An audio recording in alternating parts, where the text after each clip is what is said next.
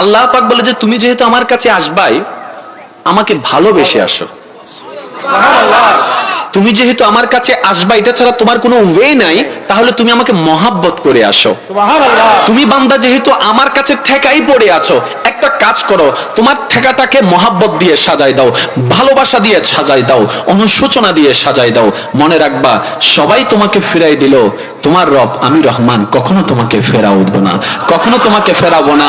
মনে রাখবা বান্দারা, দুনিয়ার বিভিন্ন প্রয়োজনে তোমাদের বিভিন্ন ভাবে বিভিন্ন জনের কাছে সাহায্য চাওয়া লাগে, পরিচিত অপরিচিত কারো না কারো ভাবে সাহায্য চাওয়া লাগে। এই সাহায্য চাওয়ার একটা নির্দিষ্ট টাইম থাকে। রাতের 3টা বাজে গিয়ে সাহায্য চাইলে কিন্তু ব্যাংকে দিবে না, কারণ ব্যাংক বন্ধ হয়ে যায়। প্রত্যেকটা কিছুর একটা লিমিটেশন আছে। ও আমার বান্দারা, দোয়া করতে মন চাইলে, চাইতে মন চাইলে আমার কাছে তো চা, আমার কাছে তো চা। সুবহানাল্লাহ বলেন না।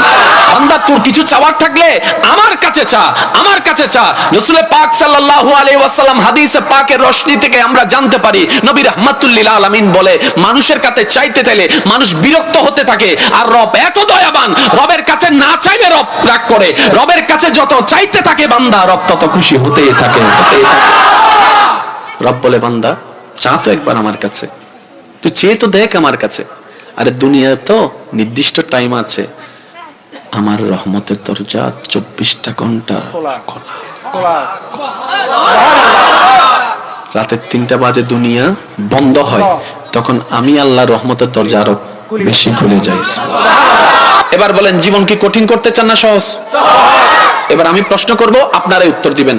আপনার আমার কঠিন জীবন সহজ বানাই দিতে পারেন কে? সমস্ত না চাওয়াকে পূর্ণতা রূপ দিতে পারেন কে? সমস্ত অভাবকে মিটাই দিতে পারেন কে? সমস্ত স্বপ্নকে পূরণ করে দিতে পারেন কে? দুঃস্বপ্নকে সুস্বপ্ন বানায় দিতে পারেন কে? অবিশ্বাসকে বিশ্বাস বানায় দিতে পারেন কে? পরীক্ষায় ভালো রেজাল্টের ব্যবস্থা করে দিতে পারেন কে? নিজের মনের চাওয়ার মানুষটাকে মিলাই দিতে পারেন কে? ব্যবসায় উন্নতি করায় দিতে পারেন কে? রিজিকে বরকত দিতে পারেন কে? হায়াতে বরকত দিতে পারেন কে? তাহলে আপনার আমার জীবনের যত কোয়েশ্চেন সব পূরণ করে দিতে পারে যেই রব, ওই রবের কাছে ঝুঁকা ছাড়া আমাদের দ্বিতীয় কোনো উপায়।